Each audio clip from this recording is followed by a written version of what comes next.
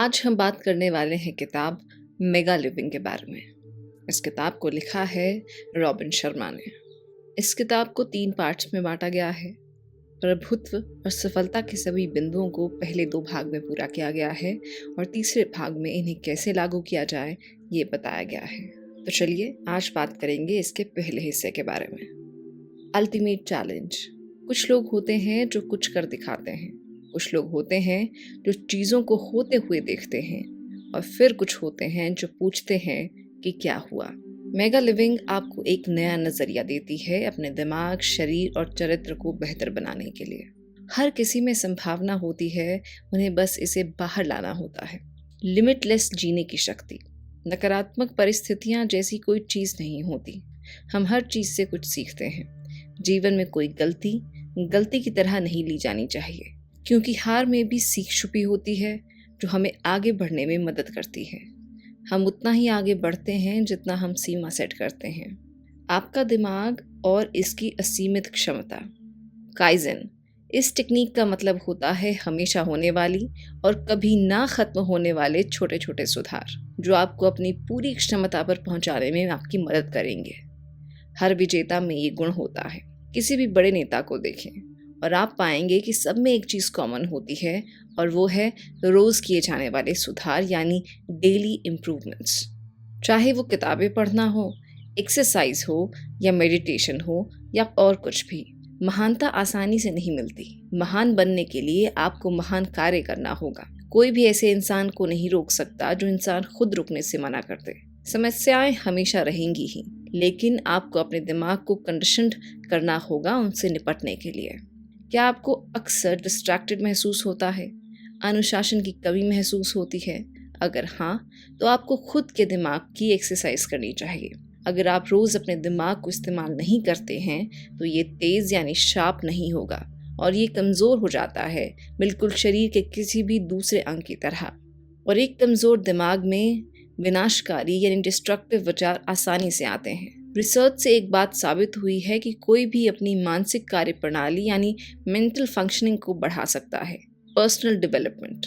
ये खुद को सुधारने और तनाव कम करने के बारे में है, चाहे वो किताब पढ़कर हो या ऑडियो बुक सुनकर हो या सनराइज को देखकर हो।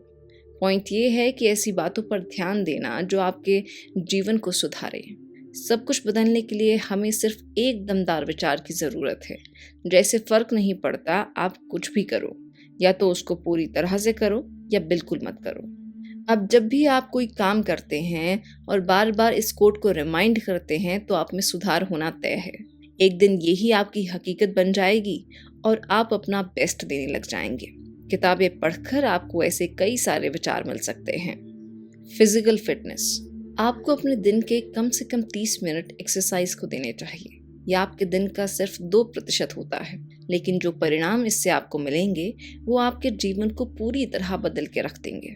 चाहे तो जिम जाएं या तैराकी करें या सिर्फ टहलने पर ही चले जाएं, लेकिन एक्सरसाइज ज़रूर करें। आपकी ऊर्जा, मूड, एकाग्रता चरम पर होगी। एक बार ज़रूर कोशिश करें। विश्राम और व्यक्तिगत नवीनीकरण का समय। शरीर और मन एक रेसिंग कार की तरह होते हैं। ये अच्छे से अभिनय करेंगे अगर इनको ठंडा रखा जाए। एग्जाम्पल MS धोनी को ले लीजिए। वो हमेशा शांत रहते हैं। हम अक्सर सोचते हैं कि कैसे उन्होंने खुद को इतना शांत और कंपोज रखकर इतने सारे मैचेस में जीत दिलाई। ये चीज़ एक्सरसाइज और दोहराव यानी रेपिटेशन से आती है। हर स्थिति में शांत रहने की कोशिश करें। खुद को रिलैक्स होने के लिए वक्त दें। ज़्यादा तनाव न लें। मन की प्रकृति परम महाशक्ति। अपने मन की शक्ति को जानने के लिए आपको ये जानना होगा कि आपका मन क्या कर सकता है, और इसको एक पीक परफॉर्मर की तरह काम करवाने के लिए कुछ गोल्डन रूल्स हैं। आपकी सफलता इस बात से तय होती है कि आप ज़्यादातर वक्त किस तरह से सोचते हैं। आपके विचार से ही आपकी दुनिया बनती है। आपकी आज की सोच आपका कल बनाती है, इसलिए आप आज क्या सोचते हैं इसका ख्याल रखें। आपके दिमाग में जिस तरह के विचार होते हैं उससे ही आपकी बाहरी दुनिया बनती है। अगर आप अपना जीवन बदलना चाहते हैं तो अपने दिमाग में सकारात्मक जानकारी फीड करें। आप जो सोचते हैं उसके लिए आप ही जिम्मेदार हैं। तो नकारात्मक सोच को दूर रखने की कोशिश करें और सकारात्मक सोच अपनाएं। सफल मानसिकता एक दिन में ही नहीं बन जाती। कम से कम ये 30 दिन का वक्त तो लेगा ही। इसलिए इसे कम से कम 30 दिन तक करने का अभ्यास करें। आपके दिमाग के अंदर एक सक्सेस मैकेनिज्म होता है जिसे सफलता की भूख होती है। लक्ष्य सेट करें और इसको हासिल करने में लग जाएं। आपका मन अच्छा महसूस करेगा और आपको और करने के लिए प्रेरित करेगा। मन इसी तरह काम करता है। डिसिप्लिन और विल पावर ऐसे गुण हैं जो आपकी सफलता को इंश्योर करती हैं। अनुशासन और दृढ़ता से काइजन को विकसित किया जा सकता है। जीवन में प्रभुत्व के लिए अनुशासन का जादू। अनुशासन और मानसिक मजबूती दो ऐसे गुण हैं जिन्हें अपनाकर आप अपनी फिटनेस, आध्यात्मिक, स्वास्थ्य, पेशेवर लक्ष्यों में संतुलन बनाए रख सकते हैं। अनुशासन ये सुनिश्चित करता है कि आप अपने लक्ष्य पर केंद्रित रहें। अनुशासन के बिना आप अपने दिमाग के गुलाम बनकर रह जाते हो। मानसिक दृढ़ता के बिना खराब या नकारात्मक विचार आप पर हावी हो जाते हैं। आप ज़्यादा चिंता करेंगे, ज़्यादा सोने लगेंगे और कम प्रोडक्टिव होते जाएंगे। विजेता अनुशासित होते हैं। आप किसी भी सफल व्यक्ति को देखते हैं, उनके पास काफ़ी ज़्यादा अनुशासन और इच्छा शक्ति होती है। याद रखें, ये चीज़ आपके अंदर होती है, आपको सिर्फ इन्हें बाहर निकालना होता है। अपनी इच्छा शक्ति का उपयोग करें। यहाँ एक यूनिवर्सल रूल है जो सब पर लागू होता है और अनुशासन और इच्छा शक्ति पर भी लागू होता है। या तो उनको उपयोग कर लो या उनको बर्बाद होने दो। जब उनको प्रशिक्षित यानी ट्रेन करते हैं तो वो ग्रो होते हैं। शक्ति और अनुशासन के साथ भी ऐसा ही होता है। अगर चीज़ों को कल करने पर डाल रहे हो तो वहाँ उस चीज़ को किसी भी तरह करने में अपनी इच्छा शक्ति को इस्तेमाल करो और उसके कुछ समय बाद आपको जो भी करना होगा आप उसे खुद कर रहे होंगे। बड़ी उम्मीदें और अच्छे विचार रखें। आपको लगता है कि आप कमज़ोर हैं, तब भी आपको सिर्फ एक बड़े पुश की ज़रूरत होती है। एक सही मानसिकता रखें और अपनी इच्छा शक्ति का पूरा जोर लगा दें और आप जादू होते हुए देखेंगे। आपने एक बात देखी होगी, कई लोग अपने घर आते हैं, थके हुए महसूस करते हैं और बिस्तर में चले जाते हैं। ये लोग कभी ये सोचते थे कि ये दुनिया बदल देंगे, लेकिन अब वो थके रहते हैं। कभी सोचा है क्यों?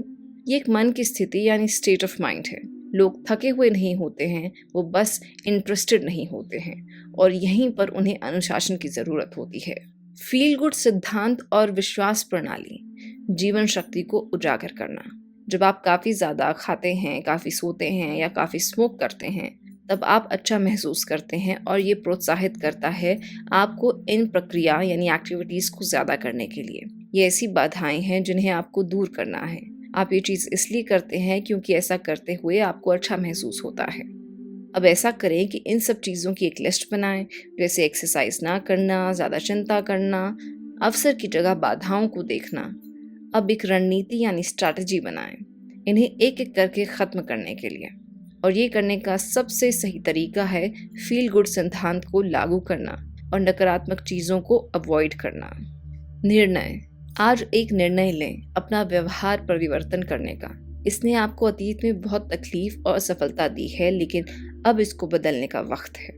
जैसे आपकी चीज़ों को टालने की आदत की वजह से आप कई बार असफल हुए हैं और आप अब आर्थिक रूप से टूट चुके हैं, अब ज़रा सोचें कि आर्थिक रूप से टूटना कितना तकलीफ देता है। लिखना एक बहुत अच्छी प्रैक्टिस है अपने अवचेतन मन को प्रभावित करने के लिए। चुनौती। अब जब आप इसको लिख चुके हैं, उस फैसले की तरफ काम करें, लेकिन जब भी कोई नकारात्मक विचार आए उसे एक चुनौती के रूप में लें। चाहे अपने आप को चुटकी करें या कुछ भी अजीब सी हरकत करें जिससे आपका ध्यान भटक जाए। बॉटम लाइन ये है कि नकारात्मक विचार आपको विचलित ना कर पाएं। इनको कैसे भी करके बाहर निकालें। आप जैसे ही इस तकनीक को मास्टर कर लेंगे तो नकारात्मक विचार आपको नुकसान नहीं पहुंचा सकेंगे। नई वास्तविकता। अब जब आप निर्णय लेकर पुराने पैटर्न को चुनौती दे चुके हैं, अब वक्त है कि इस पुराने पैटर्न को नए पैटर्न से बदला जाए। इस रणनीति में हम नकारात्मक विचार को सकारात्मक विचार से रिप्लेस करने जा रहे हैं। दिमाग एक स्लाइड प्रोजेक्टर की तरह होता है। एक बार पे आकर आप एक ही स्लाइड रन कर सकते हैं। तो जब आप चीज़ों को टालने की वजह से सफ़र कर रहे होते हैं, तब आप समय बर्बाद करते हो जब आपको काम करना चाहिए। इस टालने वाली आदत को समझें, इसे चुनौती दें और उसी वक्त काम करके इसको ख़त्म करें। अपने दिमाग में कल्पना करें कि क्या क्या फ़ायदे हो सकते हैं किसी खास काम को करने के, और जब आपको काम करने के बाद अच्छा लगेगा तो ये एक लत बन जाएगी। तो मेहनत करते रहें और अच्छा महसूस करते रहें। यही सफल होने का राज है।